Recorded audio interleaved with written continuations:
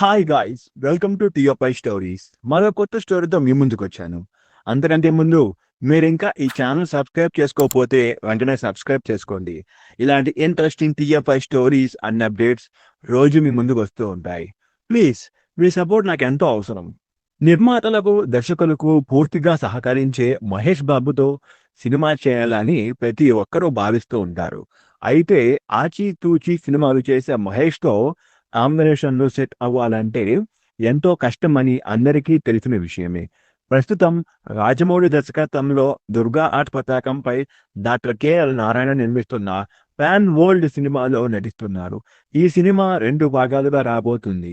గతంలో ఎంతోమంది దర్శకులు మహేష్‌ను దృష్టిలో పెట్టుకొని కథలను రాసుకునేవారు. ఇప్పుడు కూడా అదే చేస్తున్నారు. కానీ కొన్ని కథలను ప్రిన్స్ అంగీకరించటం లేదు. ఎందుకంటే కథల్లో క్యారెక్టర్ పరంగా బాడీని మార్చుకోవాల్సి ఉంటుంది. తాను అలా మారితే ప్రేక్షకులు ఆదరించరని, ఇలా ఉంటేనే చూస్తానని చెప్పి తన దగ్గరకు వచ్చిన కథలకు ఏ హీరో అయితే బాగుంటాడో చెప్పి వారి దగ్గరకు పంపించేవారు. అయితే నిర్మాతలు కూడా ప్రిన్స్‌తో సినిమాలు తీయాలని భావించేవారు. అందులో గీత ఆర్ట్స్ అధినేత అల్లు అరవింద్ కూడా ఒకరు. ఎప్పటికప్పుడు ఆయన మారుతున్న కాలానికి అనుగుణంగా ప్రేక్షకుల ఆలోచనలను పసిగడుతూ అందుకు అనుగుణంగా సినిమాలు తీస్తూ ఉంటారు. వాటితో హిట్ కొడతారు. మహేష్ బాబుతో సినిమా తీయాలని అల్లు అరవింద్ ఎంతో ప్రయత్నించినప్పటికీ ఎందుకనో ఆ కాంబినేషన్ మాత్రం కుదరడం లేదు.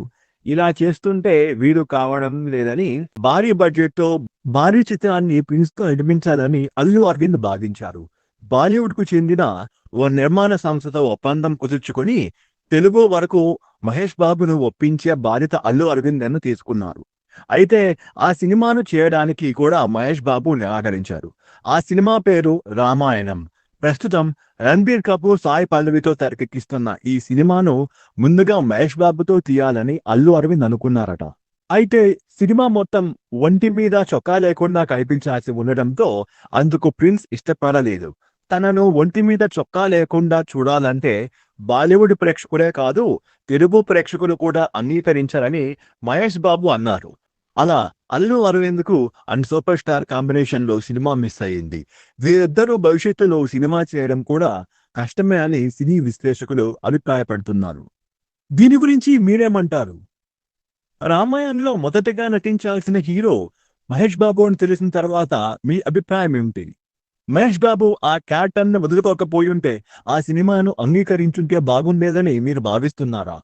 మీకు అనిపించిన మీ అభిప్రాయాల్ని కామెంట్ రూపంలో తెలియజేయండి. అలాగే సబ్స్క్రైబ్ చేసుకోవడం మర్చిపోవద్దు. Thank you.